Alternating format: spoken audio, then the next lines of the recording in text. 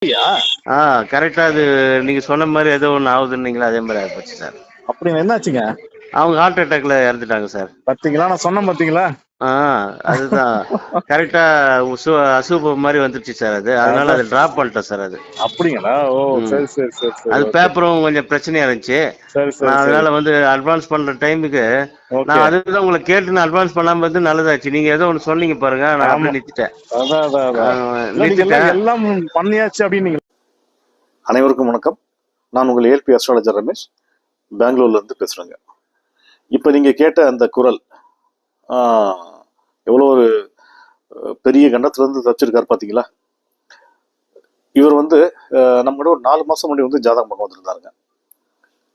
அந்த ஜாதகத்தை தான் இப்ப நம்ம பார்க்க போறோம். இவர் 4 மாசம் முன்னாடி நம்ம ஜாதகம் பார்க்க வந்திருந்தாரு. வீடு விஷயமா நம்ம பார்க்க வந்திருந்தாருங்க. இது ஒரு ஆணோட ஜாதகம். வயசு 52 வருஷம் முடிஞ்சு 7 மாசம் 28 நாள் ஆகுதுங்க. இவரோட கேள்வி என்னன்னாக்கா, சார் நான் வீடு வாங்கலாம்னு நினைக்கிறேன், ஒரு வீடும் வந்திருக்கு, அந்த வீடு எப்போ நான் ரெஜிஸ்டர் பண்ணலாம், எப்போ எனக்கு என் பேர்ல ரெஜிஸ்டர் பண்ண முடியும் அப்படின்னு கேட்டு வந்திருந்தாருங்க. இந்த ஜாதகரோட பிறப்பு லக்னம் அப்படின்றத பார்த்தீங்கன்னா விருச்சிகம். தற்போதைய வயதுக்குரிய அட்சய லக்னமா என்ன போயிட்டு இருந்ததுங்க, ரிஷபம் போயிட்டு இருந்துச்சு. லக்னாதிபதி யாரு? சுக்கிர பகவான். அவர் எங்க இருந்தாருன்னு பார்த்தீங்கன்னா 1க்கும் 6க்கும் ஆதிபத்தியம் பெற்று 10ஆம் வீடான கும்பத்துல இருந்தாரு. அப்ப ஜாதகர் ஏதோ ஒரு அழுத்தத்தினால ஒரு பிரச்சனையால் ஒரு அழுத்தமா இருக்காருன்றது தெரிஞ்சது. சரி, இவர் இப்ப இந்த சமயத்துல வீடு வாங்கலாம்னு நினைக்கிறேன் அப்படின்ற கேட்ட கேள்வி சரியா அப்படின்னு பார்க்கும்போது, வீடுன்னு சொல்ற 4ஆம் பாவக அதிபதி யாருங்க? சூரியன். அவர் எங்க இருக்காரு? 11ஆம் வீடான மீனத்துல இருக்காரு. மீனத்துல இருந்து தன்னோட 7ஆம் பறவையா எங்க பாக்குறாரு? 5ஆம் வீடான கன்னியை பாக்குறாரு. 5ன்றது மனசு. அப்ப இந்த ஜாதகர் இந்த சமயத்துல வீடு பத்தி கேட்ட கேள்வி சரின்னு வருது. சரி, இவருக்கு இயங்கும் நட்சத்திரமா என்ன போயிட்டு இருந்ததுங்க? 4 மாசம் முன்னாடி பாத்தீங்கன்னா கார்த்திகை 3 போயிட்டு இருந்தது. நட்சத்திராதிபதி யாருங்க? சூரிய பகவான். அவர் எங்க இருக்காரு? 11ஆம் வீடான மீனத்துல இருந்தார். சூரியன் இருக்கும் அந்த மீனம் 4ஆம் வீட்டுக்கு 8ஆம் வீடா வருது. அப்ப 4ன்றது வீடு. அப்ப இந்த சமயத்துல இந்த ஜாதகர் வீடு வாங்கினா தேவையில்லாத பிரச்சனை, வம்பு வழக்கு, டாக்குமெண்ட்ல பிரச்சனை, இந்த மாதிரிலாம் வரும்னு சொன்னோம். வீடுன்னு சொல்ற 4ஆம் பாவகம் தொடர்புடைய கேது பகவான் எங்க இருந்தாருன்னு பாத்தீங்கன்னா 3ஆம் வீடான கடகத்துல இருக்காரு. நவாம்சமும் இந்த சமயத்துல நிகழ்காலத்துல தான் போயிட்டு இருக்கு. அப்ப இந்த சமயத்துல வீடு வாங்கும் யோகம் கண்டிப்பா இருக்கு. இருந்தாலும் நம்ம வாங்க வேண்டாம்னு சொல்லிட்டோம்.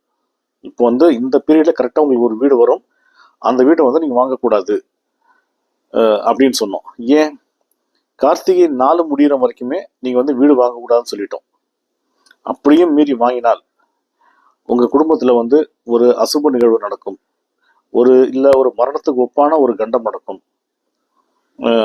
இது கண்டிப்பா நடக்குங்க. அதனால இந்த பீரியட்ல இந்த காலகட்டத்துல கார்த்திகை 4 வரைக்கும் வர்ற வீட்டை நீங்க வாங்க வேணாம். அதாவது 24ஆம் தேதி மார்ச் மாசம் 2027 வரைக்கும் நீங்க வீடு வாங்குவதற்கான எந்த முயற்சியும் பண்ண வேண்டாம். இந்த சமயத்துல வாங்கினீங்கன்னா டாக்குமெண்ட்ல பிரச்சனை வந்துடும், இல்ல வீட்டுல குடும்பத்துல ஒரு மரணத்துக்கு ஒப்பான கண்டம் ஏற்படும், ஒரு அசுப நிகழ்வு ஏற்படும். அதனால தயவு செய்து வாங்க வேணாம்னு சொன்னோம். இதை விட்டாச்சுன்னா மறுபடியும் உங்களுக்கு வீடு வாங்கும் காலம் ரோகிணி 2 இயங்க நட்சத்திரமா வரும்போது, நவாம்சமும் பாத்தீங்கன்னா கரெக்டா ரிஷபத்துல போவோம், நிகழ்காலத்துல போவோம். அந்த சமயத்துல நீங்க வீடு வாங்கலாம். அது எப்பனாக்கா 24 மார்ச் 2027 மேல 3ஆம் தேதி மார்ச் 2028 வரைக்கும் இந்த பீரியட்ல நீங்க கண்டிப்பா வீடு வாங்கலாம். அதுவும் வீடு மேற்கு திசையில் அமையும்.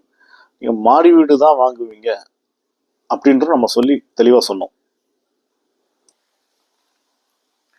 அவரும் சரி சார் அப்படின்னு நான் யோசிக்கிறேன் சார் அப்படின்னு சொல்லிட்டு கிளம்பிட்டார். நம்ம அட்சயலக்ன பദ്ധதியில வழிகாட்டுவது மட்டும்தான் நம்ம கடமை. அதை ஏத்துக்காததும் அதுபடி நடந்துக்காததும் ஜாதகரோட பொறுப்பு. கரெக்டா இந்த ஜாதகர் பார்த்தீங்கன்னா நம்ம சொன்னதை கரெக்டா புரிஞ்சு நடந்துக்கிட்டு இன்னைக்கு ஃபோன் பண்ணார் நமக்கு. என்னன்னாக்கா, அதை நீங்க கேட்டிருப்பீங்க அவர் என்ன சொன்னாருன்ட்டு. சார், நீங்க சொன்ன மாதிரியே நீங்க என்ன சொன்னீங்களோ அது அப்படியே கொஞ்சம் கூட மாறாம அப்படியே நடந்தது சார். நான் அந்த வீடை வந்து நான் வாங்கலான்னு கிட்டத்தட்ட முடிவு பண்ணி அட்வான்ஸ் கொடுக்க போகிறப்ப அதுக்கு முன்னாடி தான் உங்கள்கிட்ட வந்து ஒரு ஒரு கன்ஃபர்மேஷன் கேட்டுக்கலான்ட்டு தான் வந்து உங்கள்கிட்ட கேட்டேன். நீங்கள் சொன்ன மாதிரி இந்த ஒரு அசம்பளி நடக்கும், இல்லை டாக்குமெண்ட்டில் பிரச்சனை இருக்கும்லாம் கரெக்டாக சொன்னீங்க. அதே மாதிரியே டாக்குமெண்ட்டில் பிரச்சனை இருந்துச்சு. எங்கள் வீட்டில் வந்து ஒரு ரொம்ப முக்கியமான ஒரு ஆள், அவர் தான் வீடு வாங்குவதற்கான எல்லா ஏற்பாடுகளும் பண்ணவர். அவர் வந்து திடீர்னு வந்து ஹார்ட் அட்டாக்ல இறந்துட்டார் சார். அதனால வீடு வந்து வாங்க முடியாமல் போயிடுச்சு. நீங்கள் சொன்ன மாதிரி நாங்கள் அட்வான்ஸ் கொடுத்துருந்தோம்னா, அட்வான்ஸ்னாக எப்படிங்க, நான் கிட்டத்தட்ட 90% கொடுக்குற மாதிரி இருந்தேன். அதாவது ரிஜிஸ்டர் பண்ணணும் அந்த மைண்ட் செட்டுக்கு போயிருந்தேன். நீங்கள் சொன்னதுனால அதை வந்து நான் அட்வான்ஸ் கூட கொடுக்காம அப்படியே விட்டேன் சார். அதனால வந்து இன்னைக்கு வந்து நான் ஒரு பெரிய பெரிய கண்டத்துலேருந்து தப்பிச்சுக்கிட்டேன் சார். அதாவது பெரிய பிரச்சனையிலேருந்து தப்பிச்சுக்கிட்டேன் அப்படின்னு சொன்னார். மறுபடியும் எப்போ வீடு வாங்கலான்னு கேட்டிருக்காரு. நம்ம வந்து சரி நீங்கள் எப்போ என்ன சொல்லுங்கள், நான் ஃப்ரீயாக இருக்கும்போது நான் சொல்கிறேன், நீங்கள் வாங்கன்னு சொல்லியிருக்கோம். அப்போ பார்த்தீங்களா, நம்ம அட்சய லக்ன பദ്ധதியில் எவ்வளவு துல்லியமாக 100ன்னா 200% பலன் வந்து அவ்வளோ துல்லியமாக வருதுங்க. இப்படிப்பட்ட அற்புதமான அட்சய லக்ன பദ്ധதி என்னும் தெய்வீகமான ஜோதிட முறையை உருவாக்கிய எனதருமை குருநாதர் திரு பொதுவுடை மூர்த்தி ஐயா அவர்களுக்கும், எனக்கு கற்பித்த அனைத்து ஆசான்களுக்கும், இறைவனுக்கும், பிரபஞ்சத்திற்கும், என் குலதெய்வத்திற்கும் நன்றி. மீண்டும் வேறு ஒரு ஜாதக ஆய்வில் சந்திப்போம். வணக்கம். வாழ்க வளமுடன்.